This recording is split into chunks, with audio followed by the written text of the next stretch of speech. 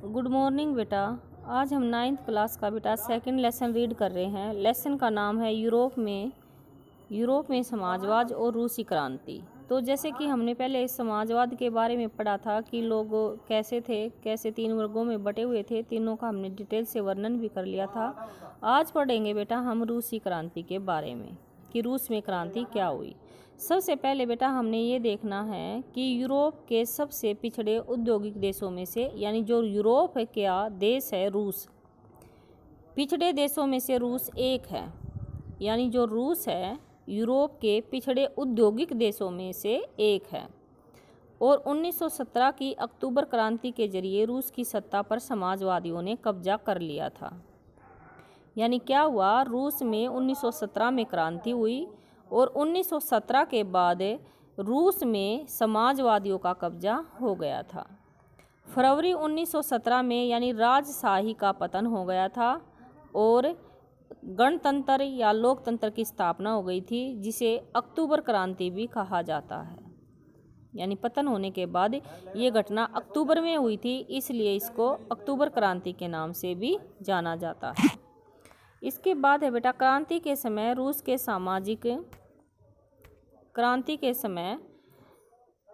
सामाजिक राजनीतिक हालात कैसे थे वे हम यहाँ पे पढ़ेंगे। यानी हमने ये तो पढ़ लिया कि 1917 में यानी रूस में क्रांति हुई और राजशाही का पतन हो गया और वहाँ पर गणराज्य की स्थापना हो गई। और अक्टूबर में होने के कारण, यानी ये अक्टूबर के महीने में हुई थी, इसलिए इसको अक्टूबर क्रांति के नाम से भी जाना जाता है। तो अब पढ़ेंगे बेटा हमें 1917 से पहले यानी रूस में साम्राज्य कैसा था। तो ये 1914 की बात है कि 1914 में बेटा पूरे साम्राज्य पर जार निकोलस का शासन था। मॉस्को के आसपास यानी पड़ने वाले क्षेत्र जैसे फिनलैंड, आज का फिनलैंड है, लातविया, लिथुआनिया, एतोलिया, पोलैंड, यूक्रेन, बेसुलेस है के कुछ हिस्से रूसी साम्राज्य के अंग थे। यानी यहाँ पर लुई जो ये जार निकोलस था, यानी इन क्षेत्रों पर ये ही इसके जार निकोलस के यानी राज्य के अंग थे। यह साम्राज्य प्रशांत महासागर तक यानी फैला हुआ था। और इसके साथ साथ जो आज के मध्य एशियाई राज्य हैं जैसे जर्जिया, आर्मेनिया व अजरबैजान, यानी ये भी इस साम्राज्य के अंदर ही आते थे। रूस में ग्रीक ऑर्थोडॉक्स चर्च से उपजी शाखा रूसी ऑर्थोडॉक्स क्रिश्चियन, ये तो बेटा आप रहने देना, यानी ये रख लेना याद कि जो जार निकोलस था उसका शासन यानी कहाँ से कहाँ तक फैला हुआ था और किन किन क्षेत्रों में फैला हुआ था। इसके बाद ये मैप में भी आप ये चीज़ देख सकते हैं जहाँ जहाँ पर यानी उसका शासन था। जैसे अभी अभी हमने देखा है कि कहाँ, जैसे अल्बेनिया उसने बताया है, और जर्मनी है, हॉलैंड है, ये यानी रूसी साम्राज्य हैं। ये सभी यहाँ पर रूसियों ने यानी अपना साम्राज्य प्राप्त कर लिया था। लेकिन इस साम्राज्य के तहत रहने वाले इस जो साम्राज्य में रहते थे बेटा वे कैथोलिक थे, प्रोटेस्टेंट थे, मुस्लिम और बौद्ध, यानी इन जातियों के लोग ज़्यादा रहते थे। तो अब हमने पढ़ना है अर्थव्यवस्था और समाज, यानी रूस की अर्थव्यवस्था और वहाँ का समाज कैसा था। तो 20वीं सदी की शुरुआत में रूस में 85% जनता जो थी खेती बाड़ी से जुड़ी हुई थी, ये हमने याद रखना है। यानी लोगों की आजीविका थी वो खेती पर ही निर्भर थी। और फ्रांस और जर्मनी में खेती पर निर्भर आबादी यानी 40-50 थी। ये क्योंकि ये जर्मनी और ये भी तो रूस के उसके यूरोप के देश हैं, तो इसलिए यानी वहाँ पर 40-50 थी, यानी 85% सबसे ज़्यादा कृषि पर जो थी वो रूस की थी। और रूसी साम्राज्य के किसान अपनी ज़रूरतों के साथ साथ, यानी क्योंकि 85% जनसंख्या खेती पर निर्भर थी, तो अनाज की बहुत पैदावार होती थी और इसलिए वो बड़ा निर्यातक था। यानी अनाज का अपनी ज़रूरतों को पूरा करने के बाद अनाज का निर्यात करता था। उद्योग बहुत कम थे। सेंट पीटर्स और मॉस्को में के इलाकों में ही ज़्यादातर उद्योग पाए जाते थे। इसके बाद है हालांकि ज़्यादातर उद्योग कारीगर ही करते थे, लेकिन कारीगरों के वर्कशॉप के साथ साथ बड़े बड़े कल कारखाने भी मौजूद थे। लेकिन 1890 के दशक में ये चालू है जब रूस के रेल नेटवर्क को फैलाया जा रहा था। यानी ये कारखाने जब रूस के रेल नेटवर्क को फैलाया जा रहा था, उसी समय कारखानों का भी विस्तार बढ़ रहा था। और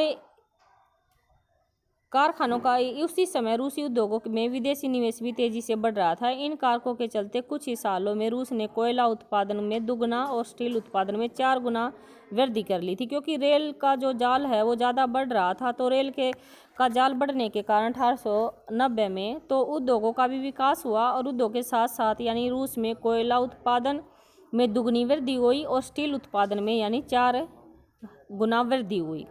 और 1900 तक इन इलाकों में कारीगरों और कारखानों मजदूरी की संख्या लगभग बराबर हो गई थी। यानी कारखाने ज़्यादा खुलने के कारण मजदूरों की संख्या भी बराबर, यानी जो खेती में करते थे जितने लोग कार्य, और अब मजदूर जो हैं उद्योगों में भी कार्य करने वाले मजदूरों की संख्या, यानी दोनों की संख्या बराबर हो चुकी थी।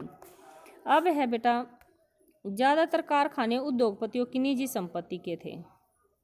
यानी जो कारखाने ज़्यादा लगाए जाते थे, जो उद्योगपति थी उनकी स्वयं अपनी संपत्ति होती थी। तो मजदूरों को वेतन बहुत कम मिलता था। काम की पाली के घंटे निश्चित हो, इस बात का ध्यान रखने के लिए सरकारी विभाग बड़ी फैक्ट्रियों पर नजर रखते थे। लेकिन फैक्ट्री इंस्पेक्टर भी नियम के उल्लंघन को रोक पाने में नाकामयाब रहे। कारीगरों की इकाइयों और वर्कशॉपों में काम की पाली 15 घंटे, यानी काम करने का जो समय होता था 15 घंटे तक खींच जाती थी। जबकि कारखानों में मजदूर आमतौर पर 10 से 12 घंटे की पालियां पर काम करते हैं, लेकिन वहां पर 15-15 घंटे काम करवा लेते थे। मजदूरों के रहने के लिए कमरों से लेकर डॉर्मिटरी तक की यानी कोई व्यवस्था नहीं थी। ऐसी मजदूरों के लिए किसी तरह की भी कोई व्यवस्था नहीं थी। और सामाजिक स्तर पर मजदूर, यानी ये पॉइंट भी याद रखना है कि सामाजिक स्तर पर भी मजदूर आपस में बटे हुए थे। कुछ मजदूर अपने मूल गांव के साथ अभी भी गहरे संबंध बनाए हुए थे, यानी जहां वो पैदा हुए हैं उन गांव के साथ, यानी अब भी उनके बहुत ज़्यादा संबंध थे। कुछ मजदूर स्थायी रूप से यानी कुछ वहां पर ही रहने लगे थे। कुछ मजदूर शहरों में बस गए थे। उनकी योग्यता दक्षता के स्तर पर काफ़ी फर्क था। यानी कुछ मजदूर जैसे गांव के थे, कुछ शहर में थे, कुछ स्थायी रूप से वहां पर ही रहते थे।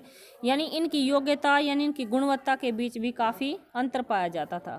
सेंट पीटर्सबर्ग एक धातु मजदूर ने कहा था कि धातुकर्मी मजदूरों में खुद को साहब मानते हैं, यानी ऐसे उनके अपनी सोच थी। उनके काम में ज़्यादा प्रशिक्षण और निपुणता की जरूरत जो रहती थी। 1914 में फैक्ट्री मजदूरों में औरतों की संख्या 31% थी, लेकिन उन्हें पुरुष मजदूरी के मुकाबले जो वेतन है, आपको पता ही है औरतों को जो वेतन है वो बहुत कम दिया जाता है। इसके बाद है बेटा, उनके पहनावे में व्यवहार में भी साफ यानी अंतर पाया जाता था। यद्यपि कुछ मजदूरों ने बेरोजगारी या आर्थिक संकट के समय एक दूसरे की मदद करने के लिए भी संगठन बनाए, लेकिन ऐसे संगठन बहुत ही कम थे। इसके बाद है बेटा, जब किसी को भी नौकरी से निकाल दिया जाता था, क्योंकि उन्होंने संगठन बना लिए थे मजदूरों ने, तो वह एकजुट होकर हड़ताल कर देते थे। 1986 से 1987 के बीच कपड़ा उद्योगों में, 1902 में धातु उद्योग में, यानी ऐसी कई प्रकार की हड़तालें हुई। यानी फैक्ट्री मजदूरों ने एकजुट होकर, यानी जब किसी मजदूर को निकाल दिया जाता था तो एकजुट होकर बेटा वे हड़ताल कर लेते थे। तो ऐसे ही एकजुट होकर हड़ताल एक बार तो कपड़ा उद्योग में की गई और एक बार धातु उद्योग में की गई। देहात की ज़्यादातर जमीन किसान, यानी जो गांव होता देहात, किसान खेती करते थे, लेकिन विशाल संपत्तियों पर जो विशाल संपत्ति होती थी विशाल, उन पर सामंतों का, राजशाही और ऑर्थोडॉक्स चर्च का कब्जा होता था। मजदूरों की तरह किसान भी बटे हुए थे, यानी जिस तरह से मजदूर सामाजिक स्तर पर बटे हुए थे ऐसे किसान भी बटे हुए थे। किसान बहुत धार्मिक स्वभाव के थे। इक्का दुक्का अपवादों को छोड़ दिया जाए तो वे सामंतों और नवाबों का बिल्कुल सम्मान नहीं करते थे। यानी जो किसान लोग थे वे सामंतों का और नवाबों का बिल्कुल भी सम्मान नहीं करते थे। नवाबों और सामंतों को जो सत्ता और हैसियत मिली थी वह लोकप्रियता की वजह से नहीं, बल्कि जार के प्रति उनकी निष्ठा और सेवाओं के बदले में मिली थी। यानी क्या कहना है, जो नवाबों और सामंतों को जो हैसियत मिली हुई थी वह जार निकोलस के कारण मिली हुई थी। यहाँ की स्थिति फ्रांस जैसी नहीं थी। मिसाल के तौर पर फ्रांसीसी क्रांति के दौरान ब्रिटेनी के किसान न तो केवल नवाबों का सम्मान करते थे, बल्कि उन्हें नवाबों से बचाने के लिए बाकायदा लड़ाइयाँ भी लड़ी। इसके विपरीत रूस के किसान क्या चाहते थे कि नवाबों की ज़मीन छीनकर किसानों के बीच बांट दी जाए।